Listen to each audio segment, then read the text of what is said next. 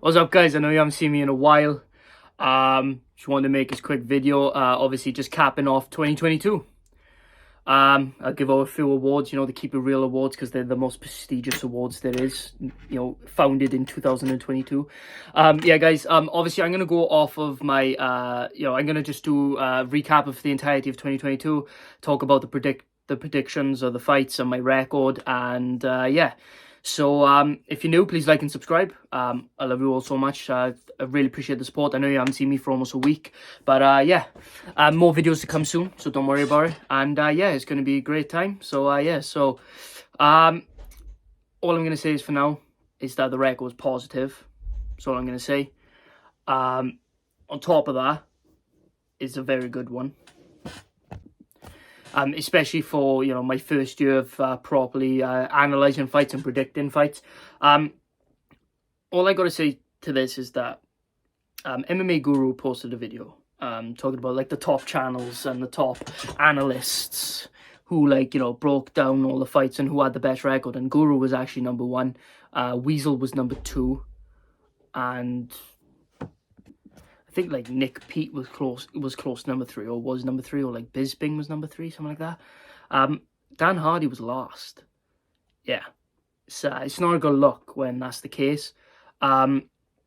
It's one of those things though where, like, it is what it is, you know what I'm saying? I think, like Guru said, I think CTE does play in a bit into it.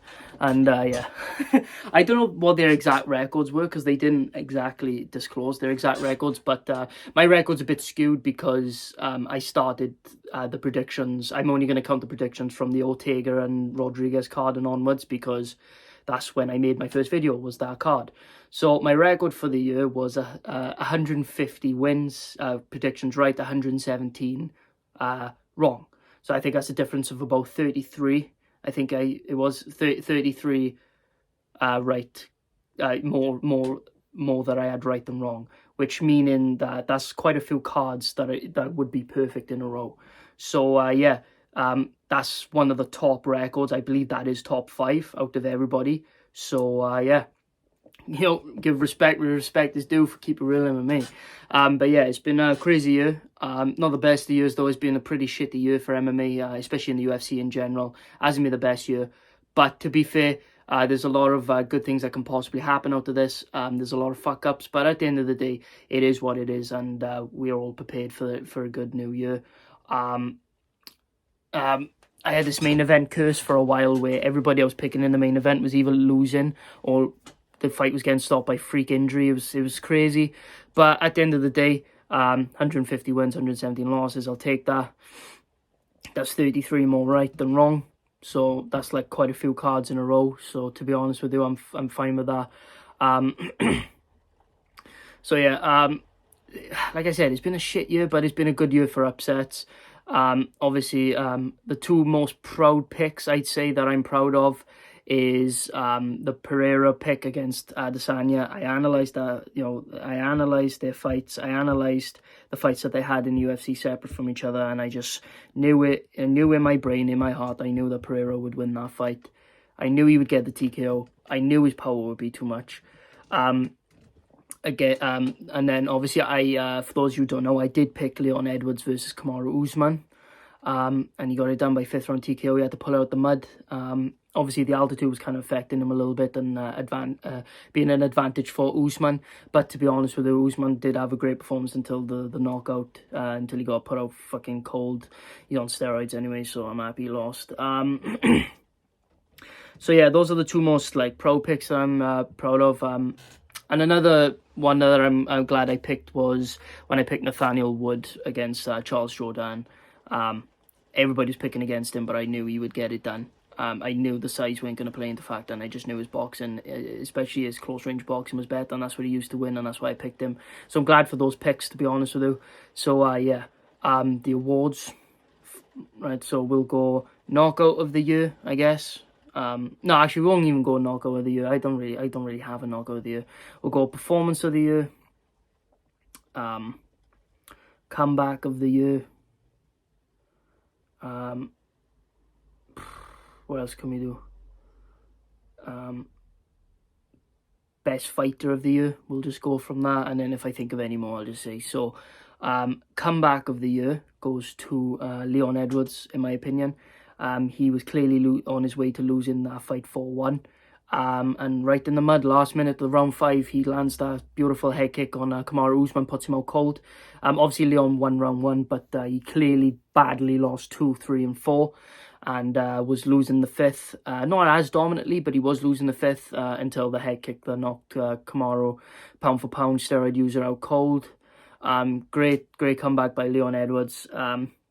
Fighter of the year, in my opinion, was Alex Pereira. I don't think there's any debate. It's not close. He won 3 in a row and then beat the one of the most dominating middleweight champions that has been. So I mean, you got to give him credit where credit's due. He TKO'd the champ, a dominant champ who should have lost his belt to Whittaker, but it is what it is. But yeah, it was it was a great fight, and he's a great fighter. I'd say, well, what was the other award I said? Did I say any other? I don't know. But robbery of the year, in my opinion, goes to Sean O'Malley against Piotr Jan. It was a bad decision. Jan clearly won the first 2 rounds. It was bad, but it is what it is. But yeah, that's my robbery of the year. Either that, or I'd say Whittaker versus Adesanya too. Because that was a very bad decision too. But it was closer. It was closer in my opinion. What's it called? Yeah. It was a bit closer in my opinion. But yeah, no, it was a great year in terms of like upsets. Like I said, it was a great year in terms of some entertaining fights and some good fight cards, especially the underrated ones on the Apex. But I gotta be honest with you, this year has been pretty lackluster in terms of good fights. And in terms of pay-per-view numbers, it's just one of those situations where it's like it didn't matter what fights the UFC put on, they had to compromise in some way, and they've already revealed that they're up in the pay-per-view prices to like $80, something like that. That's crazy, man.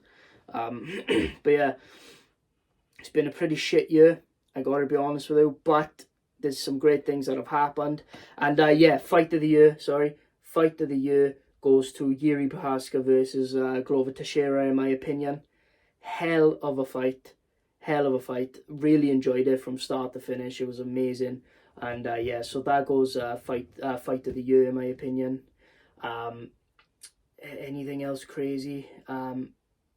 Not really. I'd say female fighter of the year. I know I shit on women's MMA, but I'll do that. I'll say Zhang Weili for female fighter of the year. I think that's a no-brainer. I think she actually officially won the award from the UFC, so it's a no-brainer. So yeah, performance of the year goes to Jake Matthews versus Andre Fialho, in my opinion. The improvement was, I know he lost to Matthew Selmersberger, but it was crazy. Like, if you had seen him beforehand, he looked like a completely different fighter. So I'd say that. And I'd say the most improved fighter of the year, I would say I would happily give that to Chito Vera. But I do not think that Chito Vera is going to beat anybody else in the top 5 that he's already beaten. Which is unfortunate because I do like Chito, but I don't see him beating Sean O'Malley again.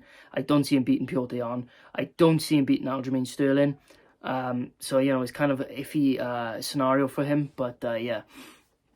So, yeah, those are my, like, you know, non-official, official awards. To be honest with you, there's been, you know, some... debut of the year, I'd say Mohamed Mokaev against Cody Durden. Very impressive win. It was between him or Raul Rosas Jr., but I'll give it to Mokaev. Raul Rosas Jr. was a very close second, though. Very close second. But yeah, I'd say that. But yeah, it's been, like I said, been some good fights. Lots of cursed main events. A lot of bad situations, but to be honest with you, I'm happy the way the year went in terms of new champions and upsets, but that's about it. Other than that, I'm not happy with the year, but it is what it is. We got a new year, fresh new year to start with for the next card. We got Jamal Hill versus Glover Teixeira, which is a bad result of what happened this year. So yeah, anyway guys, I appreciate you all. There's some new videos coming soon. What I'm thinking of is talking about This video isn't ending, by the way, yet, as you can tell by the time. I'm just saying what my plans for the next year are. I'd say... No, not for the next year, for like the next couple of days. I'd say I might either talk about the Paulo Costa situation, or I might even make something on the Jake Shields and Mike Jackson situation, because Mike Jackson's a clown. Hold on 2 secs. I did have notes here. Wait, these are the wrong ones. I did have notes somewhere, but I think I've really talked about everything. Yeah, it's been a bad year for pullouts. Like I said, main events haven't been the greatest, and the pay-per-view numbers have been astronomically low for each one of their stars. But we set up some decent fights for next year, but the problem is there's still some things that are lacking for the UFC right now. But like I said, we got a fresh new year to go into. I feel like we can really make something out of this. It's just we need to make sure that, the UFC needs to make sure that they carefully plan their fights from February onwards, and just make sure that everything seeps out that it should be. And and the only other criticism I have, which is not the UFC's fault, is more the welterweight division. Fucking fight each other, for fuck's sake. Somebody, Colby, Bilal, fight Bilal, or fight fucking Chimaev, or something like that. Like, come on. But yeah, other than that, guys, I really appreciate you all watching. I appreciate the new subscribers. We're almost at the 100. We're so close. So anyway, guys, thank you so much for watching. I appreciate you all. I love you all. This is Keep It Real MMA. I'll see you guys in the next video.